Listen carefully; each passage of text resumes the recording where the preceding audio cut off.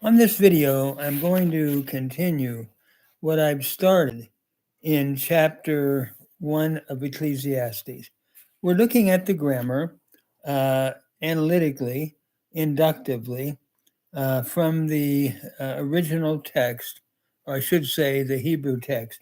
And so we've worked our way up to verse 9.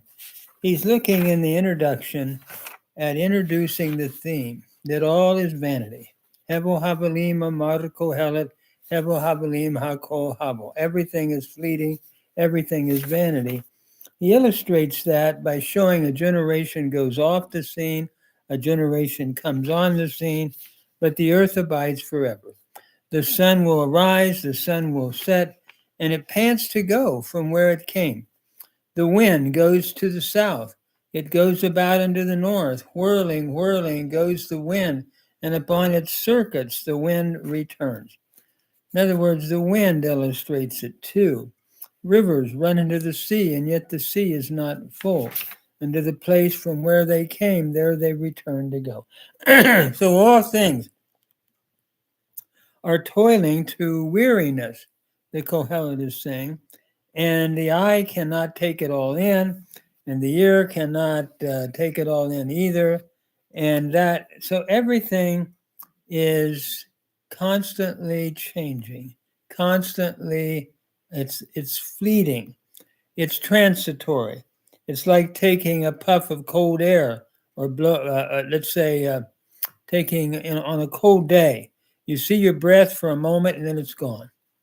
So now we're up to verse 9, and he continues, Ma shahaya hu sheyeh. That which has been, it is that which will be. Notice what has been, she is just your relative pronoun, and haya is the cow perfect third masculine singular from haya. So that which has been, who, it is that personal pronoun third masculine singular, sheyeh, which shall be. Yeh is your cow imperfect third masculine singular from haya. Uma shena'asa, and that which has been, who she ye'aseh, is that which will be. Notice here, that which na'asa has been is the nifal perfect third masculine singular from asa, and then it is that which ye'aseh shall be. And here we are, shall be done from haya, to do. Here we have the nifal imperfect third masculine singular from asa. In other words, that which has been, it is that which will be, and that which has been done, it is that which will be done. Everything is repeating itself, and it's transitory. And you might say, "Ve'ein kol chadash tachat hashemish," and there is nothing new under the sun. The Kohelet wants to say nothing is new under the sun. You might say, this is new. It's really not new. He goes on to say that, verse 10. Yesh davar sheyomar re'eh ze chadash hu. That is there anything whereof it might whereof it is said, see, this is new. By the way, yomer is a cow imperfect third masculine singular from the root amar. So is there a thing whereof it is said, re'eh, it is new. Re'eh is a cow imperative masculine singular from the root ra'ah. Chadash hu, it is new. The reality is, it has always been. It has been already. Kavar haya le'olamim. That is, it has been already in the ages which were before it. Asher haya milefanenu. In other words, we've just forgotten, but it's always been. The reality, he is saying, there's nothing new, tachat hashamish, under the sun. So then he says there's just no remembrance. Ein zikron lerishonim That is, there is no remembrance of former times. Of them, we could say, of former times. And notice here, we just forget. It was there, but we forgot. We just don't remember the former times. We think everything is new, and he's saying it's really not. V'gam la'acharonim sheyeyeh. And that is, it has been already, there's no remembrance of them of former times, and indeed neither shall there be any remembrance of them of later time, the acharonim of later times, which they shall be. There's not going to be a remembrance of them either. Lo yeh lahem zikaron. In other words, there won't be any remembrance of them of later times that are to come. So everybody thinks it's new, but it's just a repetition, he's saying. Notice here just a couple things. Yeah is the cow imperfect third masculine singular from the root hayah, and im sheyeyu, which are to come. Yeyu is the cow imperfect third person plural, masculine plural, from hayah, that shall come afterwards. In other words, in the latter times that are to come, among those things which shall be hereafter, sheyeyu le'acharonim, there won't be a remembrance of what has gone on. So the problem is we forget as time passes on. What has been has always been. It's just repeated. What he's saying is in future times we just forget what had been. So what he's saying here is there's nothing new under the sun. Everything continues to be the same. In other words, what he's really saying is everything are just echoes of what has been or a repetition. And so we can't really say that what we are seeing is something new. Now, there might be new technology, but human nature and human practice is the same. That's what he's saying.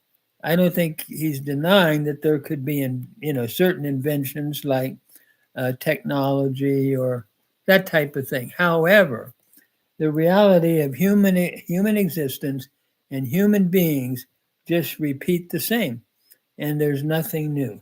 So he has introduced now his introduction, saying, under the sun, everything is fleeting, everything is transitory.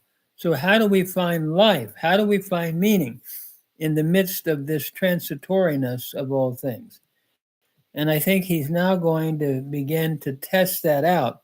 He's going to try human wisdom. That'll be vain because with more knowledge comes more pain. We know more, but we can't solve the riddles of life. Then he'll talk about the whole area of worldly pleasure, how that proves to be vain, just living it up, an Epicurean type of lifestyle. And he goes on and on, the futility of toil and work. One works and then leaves it, and someone else takes over and destroys what one has done often. He talks about how there's nothing new under the sun. He talks about how everything is ordained, time to be born. There's a time to die, a time to plant, a time to pluck up that which is planted, and so forth. A time to weep, a time to refrain from weeping and dancing. So a time to dance. So at any rate, he's looking at how everything seems to be predetermined in chapter 3. And then he moves on to talk about the futility of rivalry. People are constantly in competition with one another, and that proves to be vain. The vanity of popularity, that's a quick, fleeting thing. And the vanity of riches, people can become billionaires and make money, but often you have to leave it, and you do have to leave it always, eventually to someone else. And basically, a person often can't enjoy it because they're always worrying about losing what they have. So, in light of this, what is man's struggle against fate? How does one determine life? And one of the things he'll come up with is enjoy life with the wife that you love all the vain days of your life. And my wife Janet and I are finding that to be so true. We like nothing better than just go out and have a cup of coffee and talk and enjoy, uh, let's say, oatmeal at McDonald's and visit in the car. That's the reality he comes to. That's the basic meaning of life. Enjoy time with the wife that you love all the days of your life. And then he goes on to talk about old age. And as old age comes on, everything becomes a little bit darker, and the sun doesn't shine as much. It's sort of like I remember living in Portland. You'd have sunshine, then it would be raining, and sunshine and raining. You'd have a moment of sunshine. So go out and enjoy it. I think what he's saying is old age is coming on, and eventually, uh, what used to be like a grasshopper jumping around is now dragging itself along. So, in light of this, uh, death is the final reality of life. So, how do we find life? Enjoy life with the wife that you love all your vain years. And secondly, he says, as you look at the end of life, the most important thing is to fear God and keep his commandment. In other words, that's it. Yirah et Adonai, that is et Elohim, uh, Yirah, fear God, and keep et mitzvotav shamor, and keep his commandments at the end of the book. So, at any rate, I want to go through, I've done a commentary, but I want to go through now and continue to do grammatical analysis of this great philosophical work in the Tanakh, in Scripture, and in the Bible, in the Hebrew Scriptures, and seek to understand what the Kohelet is saying about how to live life wisely in the transitoriness of this world. And of course, to me as a Christian, the most important thing is to fear the Lord and get to know Christ in a deeper way by studying the Scriptures and growing in Him and developing a deeper relationship with Jesus, the Christ.